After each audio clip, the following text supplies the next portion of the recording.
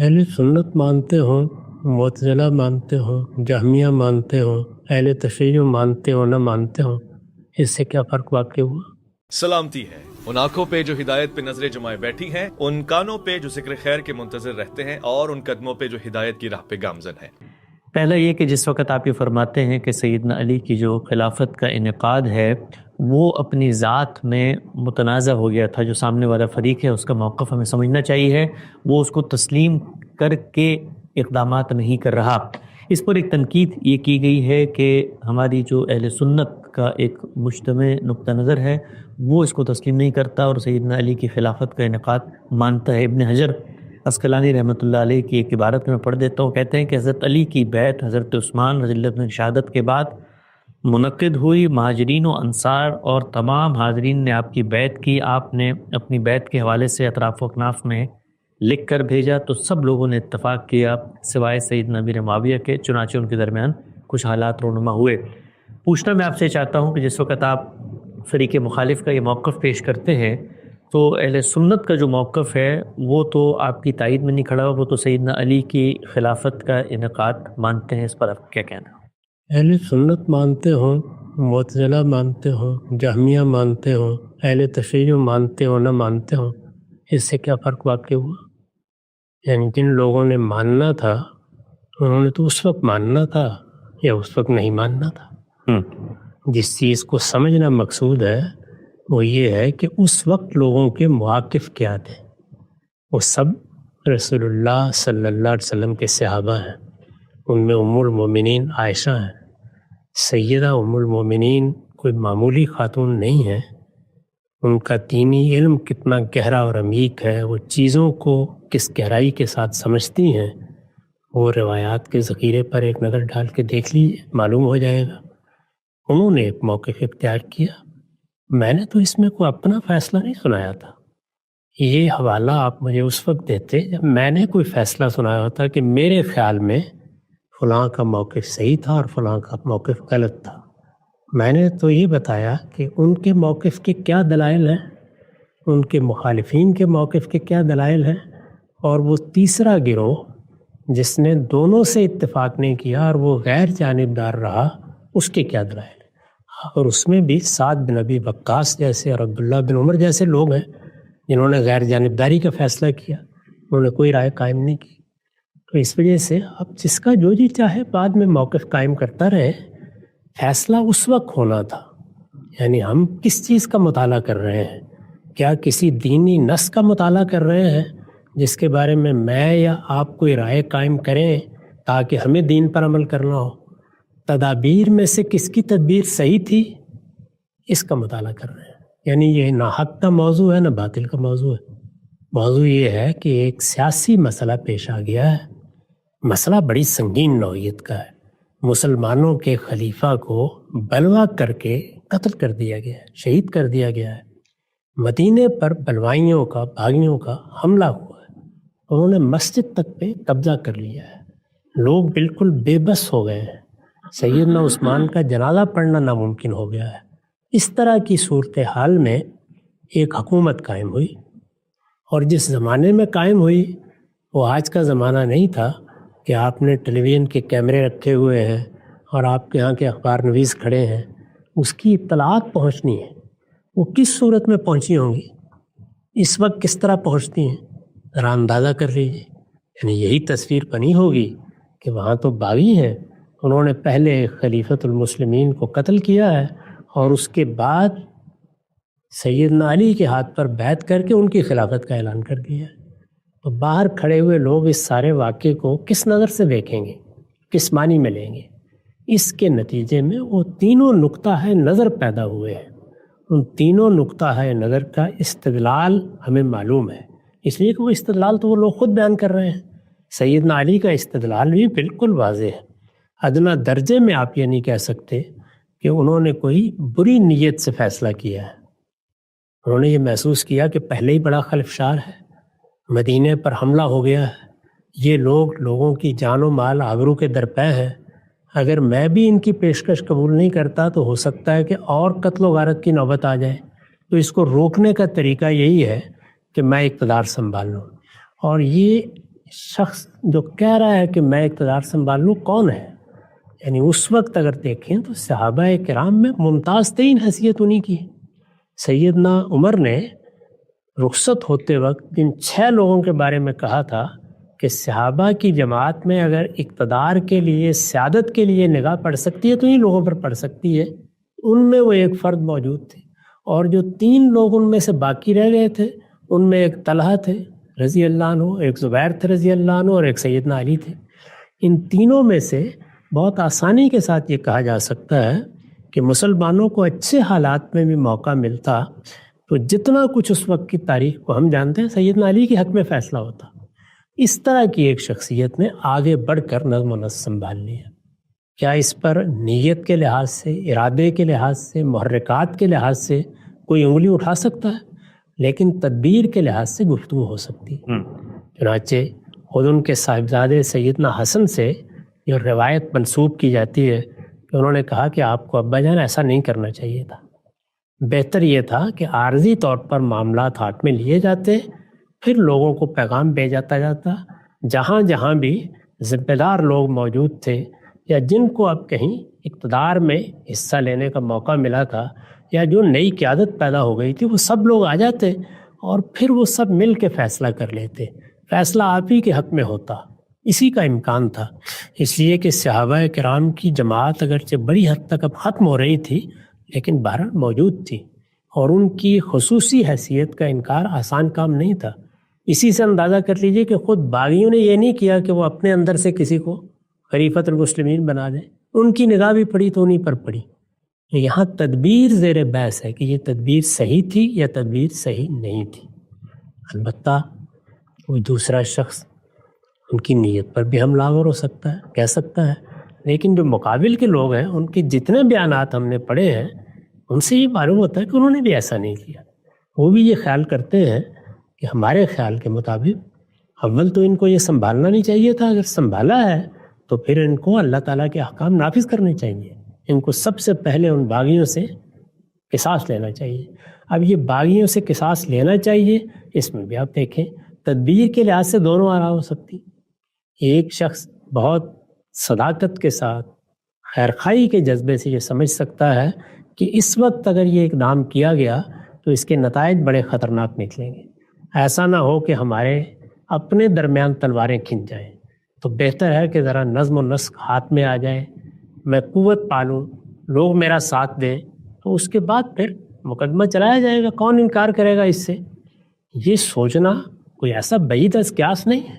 اور دوسرے لوگوں کا اس بات پر اصرار کرنا کہ یہ تو ایک بڑا حادثہ ہے، یہ تو مسلمانوں کے خلیفہ قتل ہوئے، یہ کیسے ہو سکتا ہے کہ باغی دائیں بائیں کھڑے ہوں، ان کو ذمہ داریاں دی جا رہی ہوں، وہ لوگوں کو بیعت پر آمادہ کر رہے ہوں، یہ بالکل ناقابل برداشت ہے۔ اس کا بھی ایک محل ہے، یہ بھی ایک بات ہے۔ میں نے تو اس وقت جو کئی قسطوں میں یہ گفتگو کی ہے اس میں تینوں نقطہ نظر بیان کیے تھے۔ ظاہر تیسرا نقطہ نظر تو ان لوگوں کا ہے جو خیال کرتے ہیں کہ اس طرح کی خلفشار کی صورتحال میں ہم کسی کا ساتھ دینے کے لیے تیار نہیں۔ انہوں نے رسول اللہ کی اس بات پر عمل کیا ہے کہ مسلمانوں کے ہاں جب نظم اجتماعی اس طرح منتظم نہ رہے، کسی ایک شخص پر لوگ متفق نہ ہوں، الگ الگ لشکر بن جائیں، جھنڈے اٹھا لیں، تو رسول اللہ نے فرمایا تھا کہ پھر ان سب سے الگ ہو کے کسی جنگل میں چلے جاؤ۔ انہوں نے بھی ایک رائے اختیار کی، یعنی اس صورتحال کا اطلاق کیا۔ اب یہاں بھی بحث ہو سکتی ہے، کوئی کہہ سکتا ہے کہ نہیں یہ وہ انتشار کی صورتحال نہیں ہے جس میں حضور نے کہا تھا کہ جنگل میں چلے جاؤ، دوسرا آدمی یہ کہہ سکتا ہے کہ نہیں وہی صورتحال ہے۔ تو یہ اصل میں تدبیر کا معاملہ ہے۔ پہلی چیز یہ ہے کہ اس کو حق و باطل کا نہ موضوع بنانا چاہیے، نہ اس میں حق و باطل زیر بحث ہے۔ حق و باطل کے معاملات وہاں ہوتے ہیں جہاں دین کی قطعی حجت ہمارے پاس ہوتی ہے یا اخلاقی اصول متعین ہوتے ہیں۔ یہ تدابیر کا معاملہ ہے۔ تدبیر کے معاملے میں اللہ کے پیغمبر سے صحابہ کرام نے اختلاف کیا ہے۔ یہ معلوم ہے کہ بدر کے لیے رسول اللہ نے جگہ کا انتخاب کیا تھا، لیکن انصاری صحابی نے کتنے خوبصورت الفاظ میں یہ فرمایا تھا کہ کیا یہ آسمان کا حکم ہے یا آپ کی تدبیر ہے؟ حضور نے فرمایا کہ نہیں، میں نے تو تدبیر کے طور پر یہ بات کی ہے۔ تو انہوں نے کہا پھر یہ تدبیر ٹھیک نہیں ہے، یہ پڑاؤ کی صحیح جگہ نہیں، یہاں سے جنگ نہیں کی جا سکے گی، یہ فلاں جگہ زیادہ موزوں ہے۔ یہ سب معاملات اللہ کے پیغمبر کے ساتھ بھی ہوتے تھے۔ تو یہاں سیدنا علی کے کسی فیصلے کے بارے میں اگر یہ کہا جا رہا ہے کہ وہ بظاہر لگتا ہے کہ درست نہیں تھا تو تدبیر کے لحاظ سے کہا جا رہا ہے،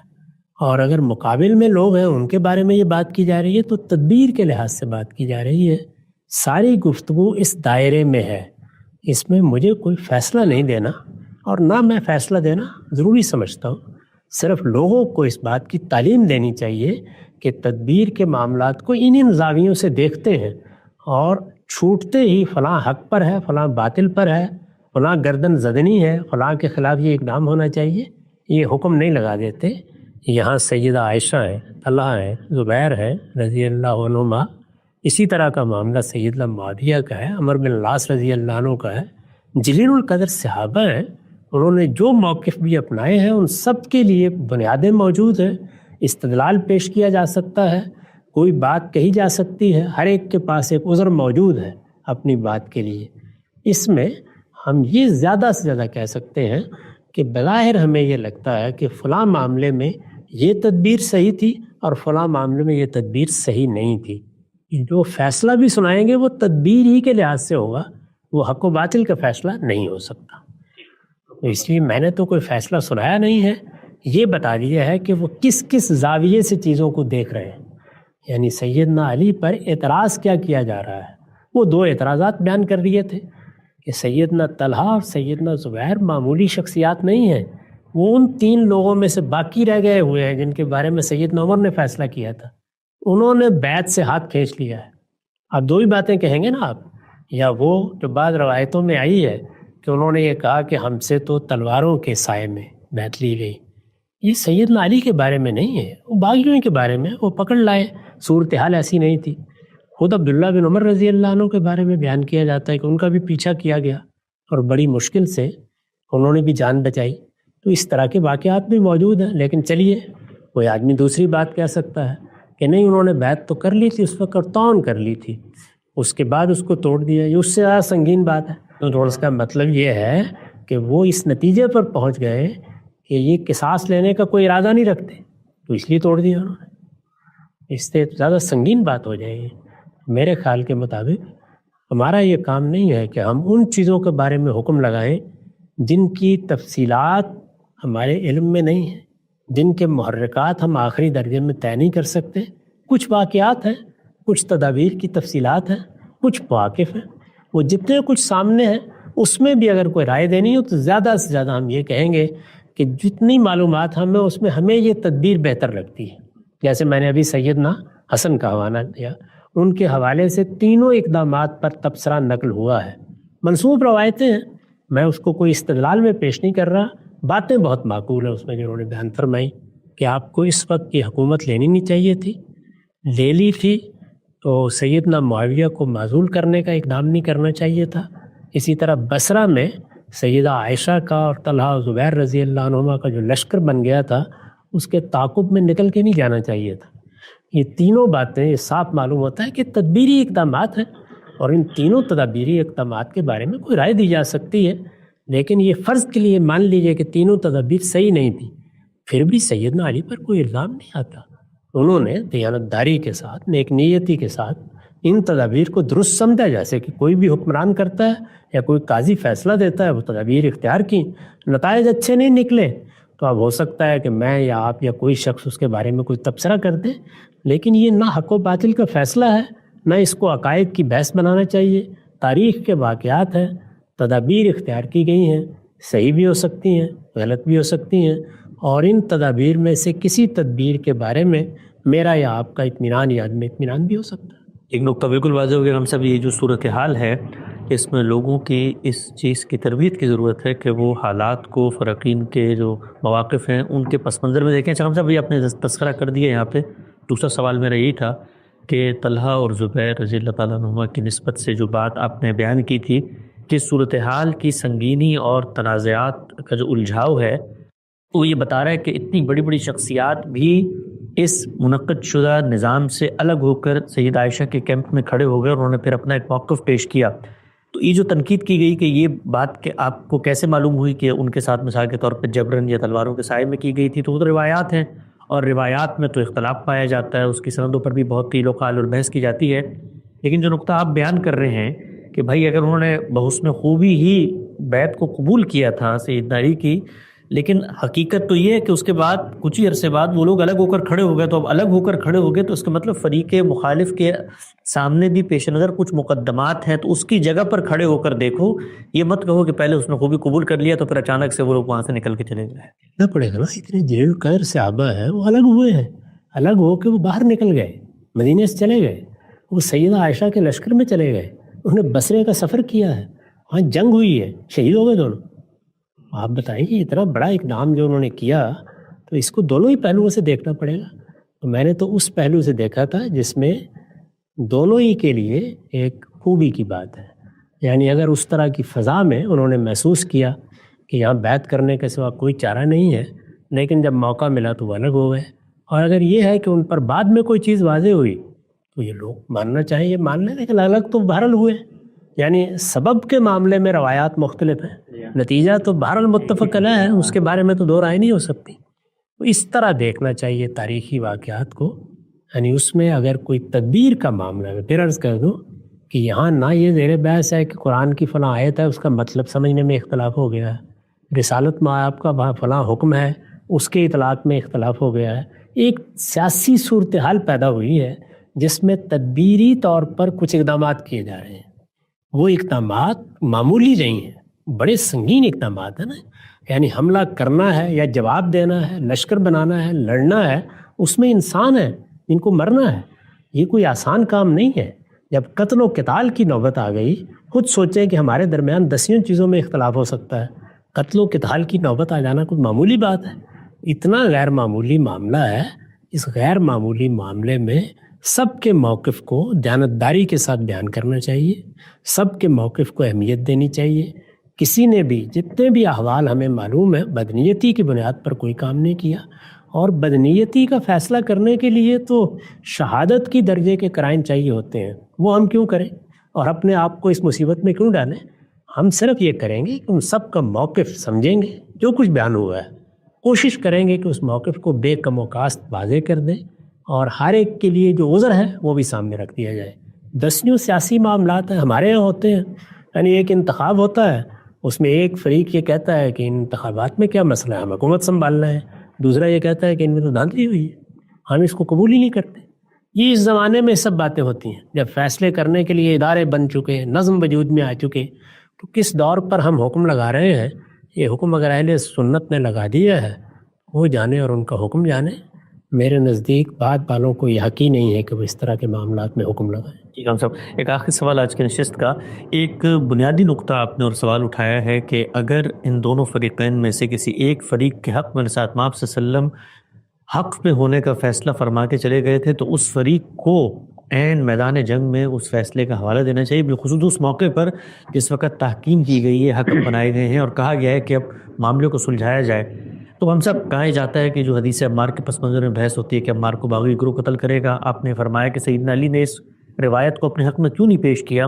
تو اس کا جواب یہ دیا گیا ہے کہ بھئی وہ تو بڑے آدمی تھے اور وہ رسالت مآب صلی اللہ علیہ وسلم کی جو پیشن گوئیاں یا ان کے ساتھ ان کا محبت یا تعلق وہ اس کا حوالہ دینا پسند نہیں کرتے تھے، لہٰذا یہ وجہ ہے کہ انہوں نے اس موقع پر یہ نہیں بتایا کہ میرے بارے میں کیا پیشن گوئیاں ہو چکی ہیں، رسول اللہ صلی اللہ علیہ وسلم نے جو میرا گروہ ہے، جو میرا لشکر ہے، اس کے ساتھ جنگ کرنے والوں کی کس طرح سے مذمت کی ہے، ان کو باغی قرار دیا ہے۔ تو یہ تو ان کا بڑا پن ہے، ایک بڑی شخصیت ہے، وہ اس موقع پر اس وجہ سے نہیں بیان کر رہے، ورنہ چیزیں تو بہت obvious ہیں، یہاں تک کہ ان کے لشکر کے بعض لوگوں نے سیدنا امیر معاویہ کو کہا کہ بھئی عمار کو تو روایتوں میں آتا باغی گروہ قتل کرے گا، تو انہوں نے آگے سے جواب دیا کہ یہ تو علی ہمارے سامنے ان کو لے کر آ گئے، تو ہم نے تو نہیں ان کو اٹھ کے مارنے کا کوئی اقدام کیا۔ تو آپ کا جو سوال ہے اس کا جواب دیا جاتا ہے کہ بھئی وہ بڑے لوگ تھے، وہ کیوں اس موقع پر آ کے بتائیں کہ رسول اللہ نے ہمارے حق میں فیصلہ کر دیا ہے، اس کی ضرورت ہی نہیں ہے بتانے کی۔ اس سادگی پہ کون نہ مر جائے خدا،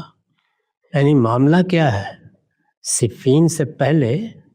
یہ بات اگر ان کے علم میں تھی اور انہوں نے پیش نہیں فرمائی تو اس کا مطلب یہ ہے کہ ایک ایسی بات کو چھپا کر انہوں نے ہزاروں لوگوں کے مرنے کا سامان کر دیا۔ ان اللہ، یہ تو بہت بڑی بات، یعنی یہ صرف اتنی سی بات ہے کہ ایک مجلس میں ان سے تقاضا کیا گیا تھا کہ ذرا اپنے فضائل بیان فرمائیے، بڑے آدمی ہیں، وہ اپنے فضائل خود کیوں بیان کرتے؟ یہ فضائل کی بحث نہیں ہے، یہ اس موقع کے اوپر ہزاروں لوگوں کی جانیں بچانے کا مسئلہ تھا، پیش کرنا چاہیے تھا انہیں، واجب تھا ان پر کہ وہ پیش کرتے اگر ان کے علم میں تھا،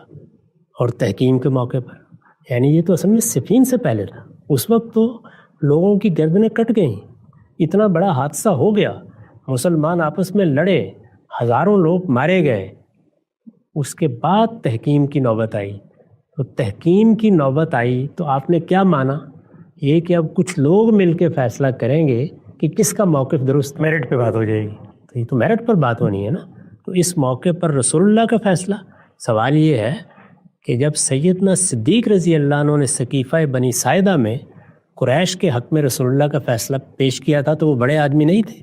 اللہ اکبر. اس امت میں ان سے بڑا کون ہے؟ حضور کا فیصلہ تھا. تو اگر آج کے لوگ اس کو حضور کے فیصلے کے طور پر پیش کر رہے ہیں تو ان سے پہلے یہ سیدنا علی کا فرض تھا کہ اس کو پیش کرتے. واجب تھا ان پر، اس لیے کہ لوگوں کی گردنیں کٹنے کا موقع آ گیا تھا. یہ کوئی تعریف کی اور مدح سرائی کی اور منقبت کی مجلس نہیں تھی جس میں بڑے آدمی نے پسند نہیں فرمایا کہ وہ اپنے بارے میں بات کریں. میں اس پر اور اس کیا تبصرہ کر سکتا ہوں؟